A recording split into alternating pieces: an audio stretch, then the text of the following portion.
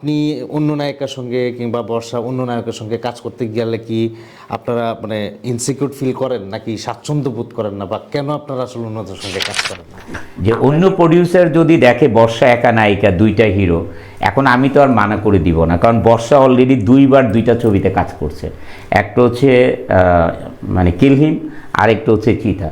এখন আরেকটা প্রডিউসার চিন্তা করলো যে আমরা অপোজিট করি, যে এখন বর্ষা একা নায়িকা, দুইটা নায়ক থাকবে, তখন আমি তো মানা করে দিব না যে না আমি এটা করবো না। আপনার ভুল ধরে একটু আনন্দ পায়, অনেক ইউটিউবার আছে আপনার মতো সাজতে চায়, এগুলো নিশ্চয়ই আপনার চোখ এড়ায় না, এদেরকে কেমন এনজয় করেন? তাদেরকে কখনোই নেগেটিভ চোখে দেখবেন না, কারণ সে কিন্তু আপনাকে নিয়ে প্রচার করছে। কারণ মানুষ যাকে নিয়ে প্রচার করলে মানুষ দেখবে, সে কিন্তু তাকে নিয়ে করবে।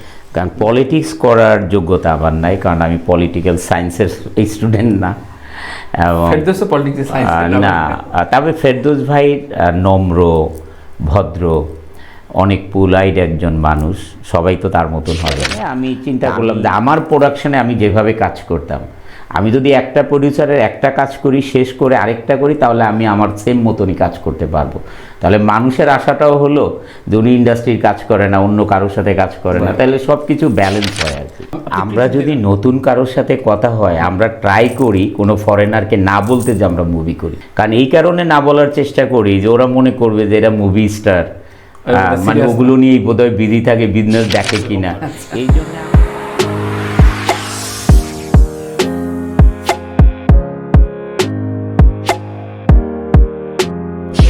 ভাই, আপনি তো সোশ্যাল ওয়ার্ক করেন, বিশাল বড় পরিবার আপনার, আপনার কোম্পানি থেকে শুরু করে, এবং সেই জায়গা থেকে অনেকে প্রত্যাশার জায়গায় রেখেছিল। আমরা আলোচনা করছিলাম এবার বোধহয় আপনি সংসদ নির্বাচনে কোনো মনোনয়ন চাবেন কিনা। অনেক তারকা এবার 150-এর ওপরে তারকা মনোনয়নপত্র কিনেছেন। তো সংসদ সদস্য হিসেবে আপনার কোনো অভিপ্রায় আছে কিনা রাজনীতিতে আসা, রাজনীতিতে, সরাসরি সক্রিয় রাজনীতিতে? আচ্ছা, একটু বলেন না। আসলে এই যোগ্যতা আমার নাই। না না না, সত্যিকারে আমি বলছি, কারণ পলিটিক্স করার যোগ্যতা আমার নাই, কারণ আমি পলিটিক্যাল সায়েন্সের স্টুডেন্ট না। এবং না, তবে ফেরদৌস ভাই নম্র, ভদ্র, অনেক পুলাইট একজন মানুষ, সবাই তো তার মতন হবে না। তা আমি মানে ছোটোবেলা থেকেই ওয়ার্কার নিয়ে কাজ করি, আমার ডিফারেন্ট টাইপ অফ ক্যাপাবিলিটি। হ্যাঁ, তো এই জন্যে আমি আসলে পলিটিক্সে আমি যে অনেক ভালো কিছু করে ফেলতে পারবো, এটা আমার কাছে, আমি কখনোই এই যোগ্যতা, মানে আমাকে এই যোগ্যই মনে করি না আমি। এই কারণে এটার থেকে অলওয়েজ দূরে থাকার চেষ্টা করি। যদি কোনো দলীয় হাইকমান্ড আপনাকে অনুরোধ করে যে আপনি অমুক এলাকা থেকে, না, এরকম করে বা করে নাই, আমি কোনোটাতেই আমি রাজি না আর কি। আমি কি একটা জিনিস জানতে চাই ভাই, আমরা মানে অবাক হয়ে যেসব দেখছি যে আপনি গত 1.5-2 বছর ধরেই মানে সিনেমা নিয়ে খুব বেশি ব্যস্ত, মানে অনেকগুলো সিনেমা একসঙ্গে কাজ করছেন। তো মাঝখানে একটা আলোচনা হতো যে অনন্ত জলিল এসছে, নিজে প্রযোজনা করে, নিজে নায়ক হয়, এর বাইরে কেউ কাজ করে না, উনিও কাউকে নেন না, উনিও কারো ইতে করেন, কাজ করেন।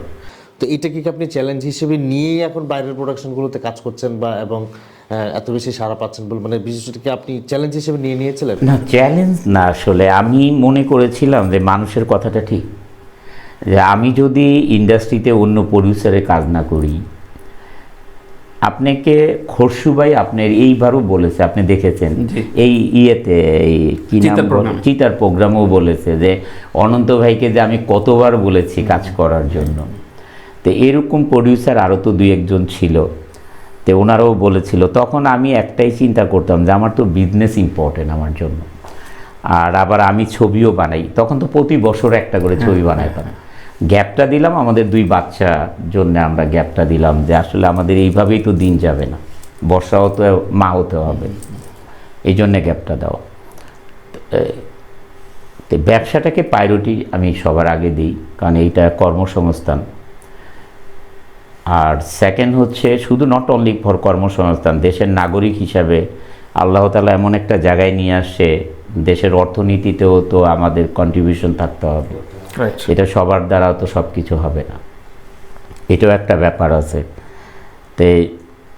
তা আমি যখন দেখলাম যে বাইরের ছবি আমি যদি একসাথে সবার শুটিং শুরু না করি, যেমন ওনাকে 5 দিন টাইম দিলাম, ওনাকে 3 দিন দিলাম, ওনাকে 4 দিন দিলাম, আমি যদি এইভাবে না করে আমি যদি বাইরে একটা ছবি করি, ধরেন একটা ছবিতে ধরেন যদি 40 ডেজও ক্যামেরা ওপেন হয়, 40 ডেজ তো আর হিরোর কাজ থাকে না, হিরোর কাজ থাকবে 20 ডেজ বা 25 ডেজ এরকম থাকবে। তা আমি ফাঁকে ফাঁকে তো আমার ব্যবসা সামলাতে পারবো। এই কারণে আমি চিন্তা করলাম যে আমার প্রোডাকশনে আমি যেভাবে কাজ করতাম, আমি যদি একটা প্রডিউসারের একটা কাজ করি, শেষ করে আরেকটা করি, তাহলে আমি আমার সেম মতনই কাজ করতে পারবো। তাহলে মানুষের আশাটাও হলো যে উনি ইন্ডাস্ট্রির কাজ করে না, অন্য কারোর সাথে কাজ করে না, তাহলে সব কিছু ব্যালেন্স হয় আর কি। আপনি ক্রিটিকদের আসলে কিভাবে দেখেন? ইনফ্যাক্ট আপনাকে অনেকে মিমিক্রি করে, আপনার মতো করে একটু মজা করে, আপনার মতো করে কথা বলতে চায়, আপনার ভুল ধরে একটু আনন্দ পায়। অনেক ইউটিউবার আছে আপনার মতো সাজতে চায়, এগুলো নিশ্চয়ই আপনার চোখ এড়ায় না। এদেরকে কেমন এনজয় করেন এগুলো? না, আপনি তাদেরকে কখনোই নেগেটিভ চোখে দেখবেন না, কারণ সে কিন্তু আপনাকে নিয়ে প্রচার করছে। কারণ মানুষ যাকে নিয়ে প্রচার করলে মানুষ দেখবে, সে কিন্তু তাকে নিয়েই করবে। সবাইকে নিয়ে করলে জানে যে এটা আসলে বাজারে অতটা দেখবে না মানুষ, তো এটা একটা ব্যাপার থাকে। আর সেকেন্ডলি হচ্ছে যে কোনো জায়গায় বাংলাদেশের প্রবাসীরা যেখানেই থাকুক না কেন, ইউরোপ, আমেরিকা, যেই দেশেই থাকুক না কেন, ইভেন তো জাপান, কোরিয়া, যেখানেই থাকুক না কেন, ওরা কিন্তু একটা প্রোগ্রাম করা মানে ঢাকার পোলা গান করবে স্টেজে। তো এই যে ওদের যে এই যে এন্টারটেনমেন্ট, মজা করা, এই ব্যাপারগুলো, এগুলো কিন্তু ওদেরকে এন্টারটেনমেন্ট দেয় মানুষকে। আবার অনন্ত জলিলকে নিয়ে সবাই গর্ববোধ করে লিখে, he is the big industrialist. হ্যাঁ, উনি এতগুলো মানুষের কর্মসংস্থান করেছে, উনি একজন এই, এগুলো নিয়ে মানুষ গর্ববোধ করে। একটা ভার্সিটিতে গেলেও আপনি দেখবেন, আমি আমাদের ফ্যাক্টরিতে বাংলাদেশের কতগুলো ভার্সিটি থেকে রিকোয়েস্ট আসে যে আমাকে নিয়ে, মানে তাদের সাবজেক্টই আসে, what is the Ananta Jalil, what is his success, what is his success, তার লাইফ স্টাইল, তার স্টার্টিংটা কীভাবে হলো, এগুলো নিয়ে কিন্তু ভার্সিটির থেকে আসতেই থাকে, কলেজ থেকে আসতেই থাকে, স্কুল থেকে আসতেই থাকে এগুলো নিয়ে।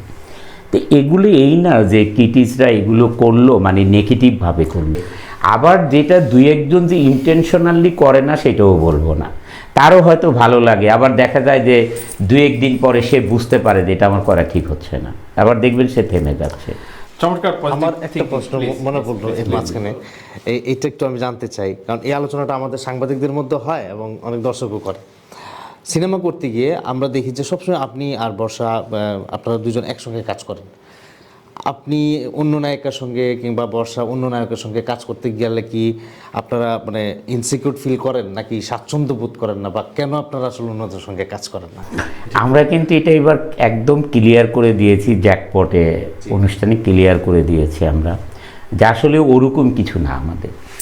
আমরা কাজ করতাম না এই জন্যে করতাম না যে আমাদের আসলে সন্তান, ফ্যামিলি, কোম্পানি, এগুলোর জন্যে, যে যখন আমরা কন্টিনিউয়াস এরকম করতে থাকবো, বাচ্চা দেখা গেছে যে আমি যদি এখন শুটিং থেকে আসি, বর্ষা কিন্তু আমার সাথেই চলে আসবে বাসায়, তাইলে বাচ্চাগুলো ওর মা বাবাকে কিন্তু দেখতে পেল।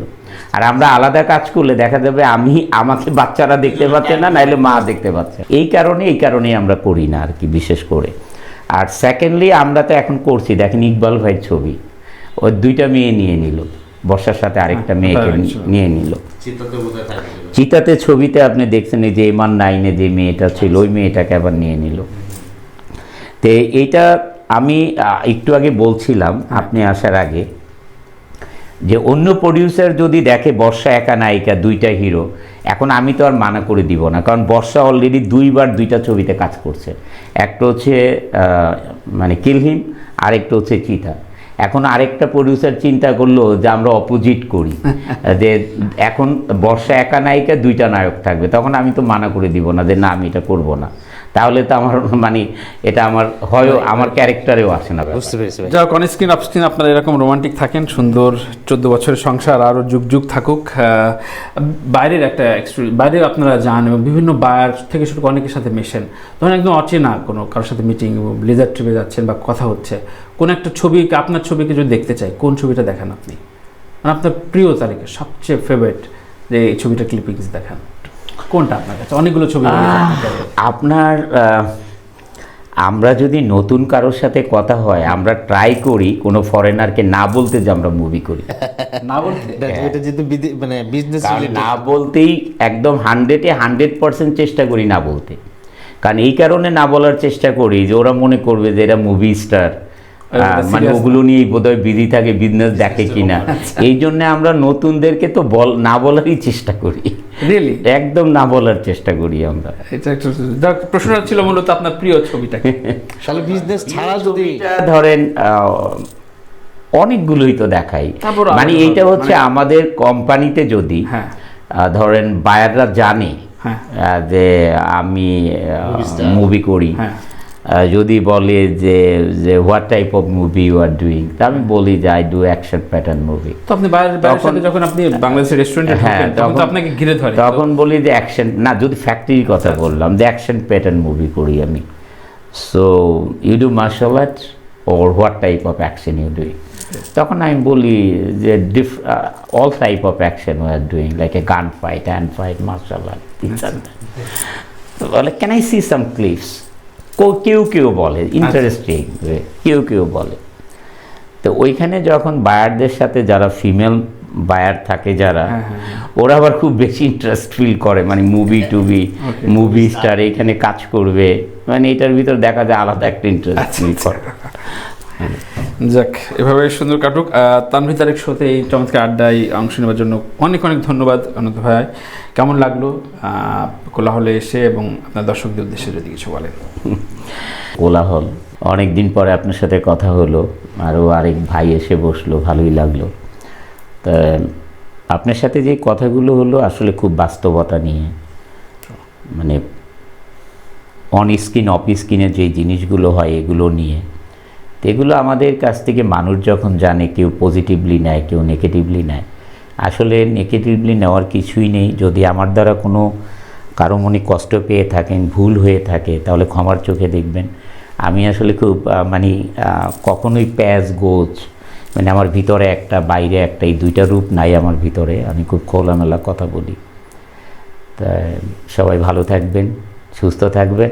কোলাহল এটা আমাদের খুব প্রিয় একজন মানুষ, তানভীর ভাই, তানভীর তারেক, খুবই প্রিয় মানুষ আমাদের। আজকে মিডিয়াতে যেদিন আসছে 2008 থেকে, সেই তখন থেকে পরিচয়, এখন পর্যন্ত পরিচয় আছে। আর আমার সাথে কারো যদি পরিচয় থাকে, আমার মৃত্যুর আগ পর্যন্ত থাকে, কারণ আমি কারো ব্যাপারেই কখনো নেগেটিভ কিছু বলি না।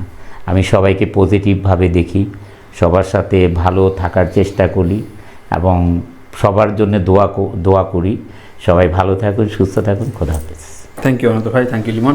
প্রিয় দর্শক, এভাবে বিদায় নিই। আসলে একটা কথা বলে আজকে বিদায় নিতে চাই যে অনন্ত জলিল আজকে আমার সাথে সম্পর্ক প্রায় 15 বছরের বেশি। এই মানুষটাকে বাংলাদেশি মিডিয়া, প্রায় 35টি চ্যানেল, প্রায় 50টি দৈনিক পত্রিকা, বিভিন্ন জায়গায় যে ফেস করেছে, বিভিন্ন খোঁচাখুচি হয়েছে, কখনো এই মানুষটির মুখ থেকে কখনো অন্য সম্পর্কে বদনাম বা গীবত আমরা শুনিনি। সো এই পজিটিভিটি ছড়াক, তাকে যারা আমরা ট্রল করি, তাকে যারা অনুকরণ করতে চাই, তার এই বিষয়গুলো আমরা ধারণ করি। সো ভালো থাকি, বাংলা চলচ্চিত্রের সাথে থাকি। আল্লাহ হাফেজ।